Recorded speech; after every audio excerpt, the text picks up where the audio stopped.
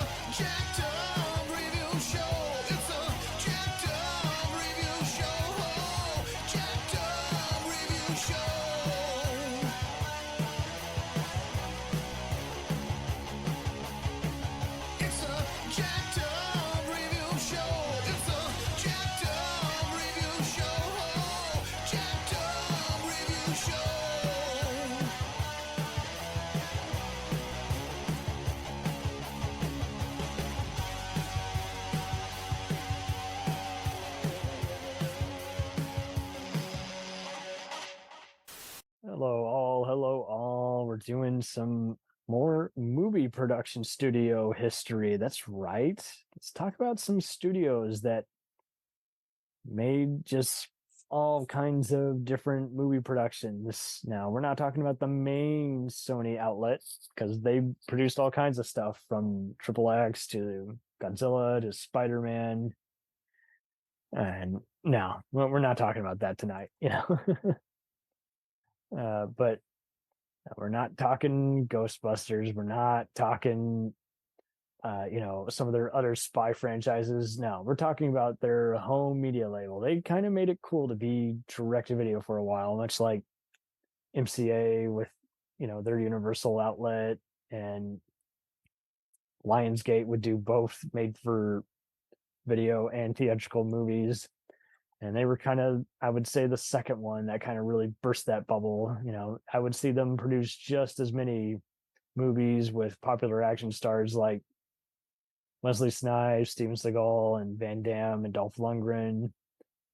And they again, after the midway through the 90s, they merged with TriStar and all those other companies, with the horse logo. And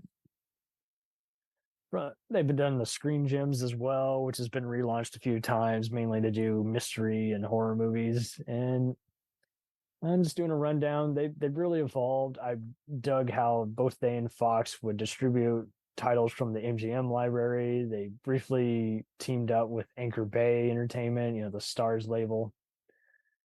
But out of their various franchises, they've done a few different ones. They produced so many other TV shows and finally given them home media releases. They produced some made for TV and Japanese only productions that were sequels to the theatrical hit film of theirs, Starship Troopers. But I'm always blown away by what other sequels they've done to popular, just stupid mainstream movies of theirs that you're surprised with all the momentum they had that they didn't just put them in theaters. Someone would have seen them, much like their Resident Evil movies. Hell, Resident Evil should have always been direct to video. That is trash, but I digress.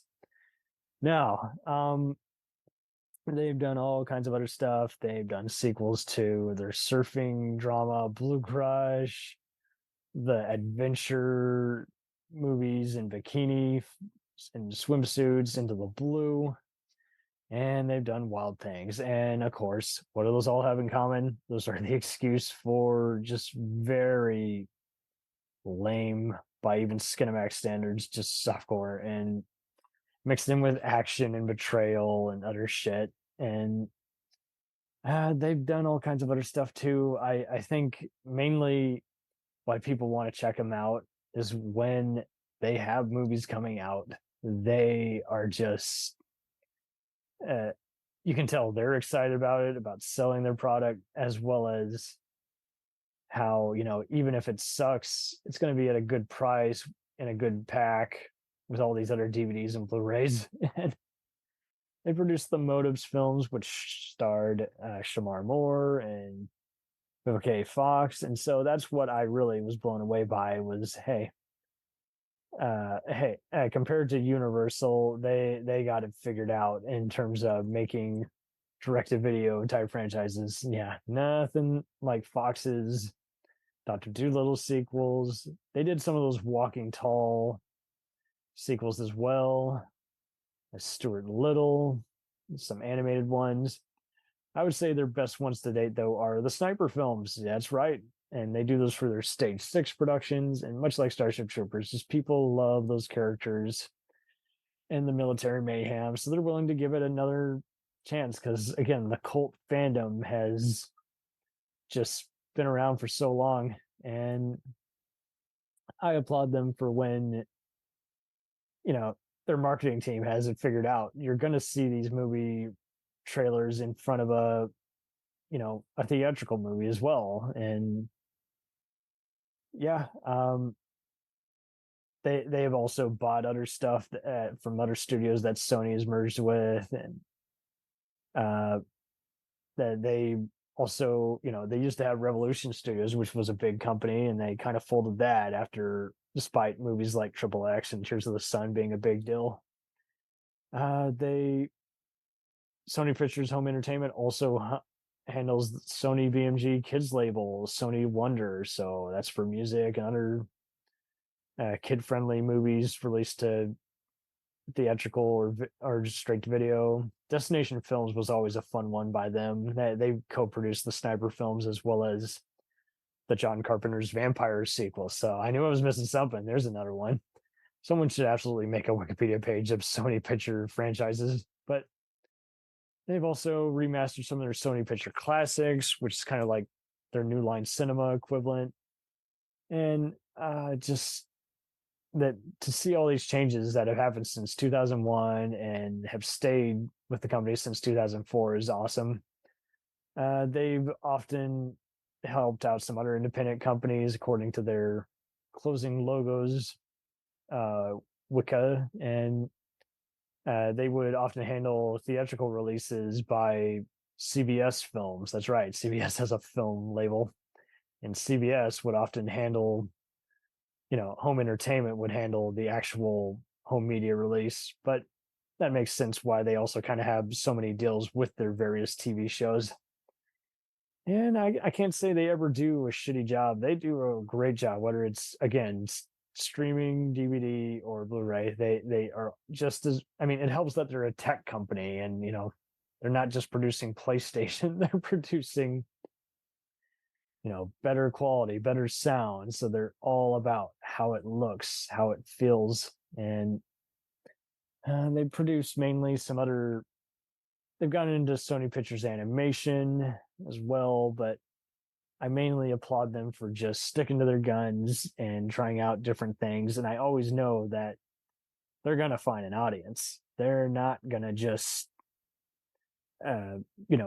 keep this as a one-trick pony. No, sir. They're going to do as much as they can to seriously just cut the mustard. And I can't applaud them enough, but it's just cool to see just people like this, their studios evolve over time. And no, I was not paid to give them a reach around or give them praise. I'm saying this all as a labor of love, kind of as a mini history lesson.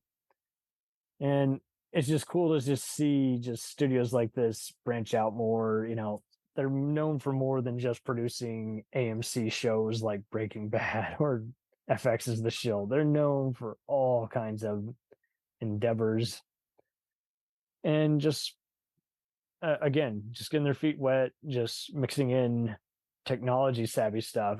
They got Sony Pictures ImageWorks, for God's sakes. They're visual effects company. So I just find it interesting that with the home entertainment label, they really have done so much other crossing over and branching. Yeah, so awesome sauce, guys. Thank you for letting me sum it up. And thank you all for listening. We'll return after these messages. If you like small-town mystery, crazy news, and wild history, then the Florida Men on Florida Man podcast is for you. Each week, Josh Mills and Wayne McCarty bring you the absolute best Florida has to offer. So if you're looking for a show that's safe for the family, but funny enough to help you escape everyday life, then listen to the Florida Men on Florida Man podcast. That's Florida Men, plural, on Florida Man podcast. Hey, it's Brent Pope, the host of Breakfast with Brent Pope. You've seen me on some of your favorite TV shows saying things like, "Give it up, Jimmy. You got to sink this putt to win." On Breakfast with Brent Pope, I sit down with guests from the entertainment world and we do it all over breakfast. Or should I say Brentfast? Every week on Brentfast, you get inside Hollywood info and tips, great breakfast wrecks and booty debates.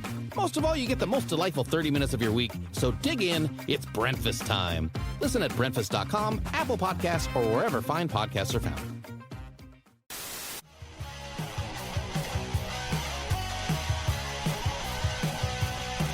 Follow us on the web on Facebook, Twitter, and Instagram. The podcast is available on Podbean, Spotify, iHeartRadio, Anchor, Apple, and anywhere else podcasts are available. Feel free to review our show and leave comments on any of those sites. Thanks a million for listening. It's a jacked up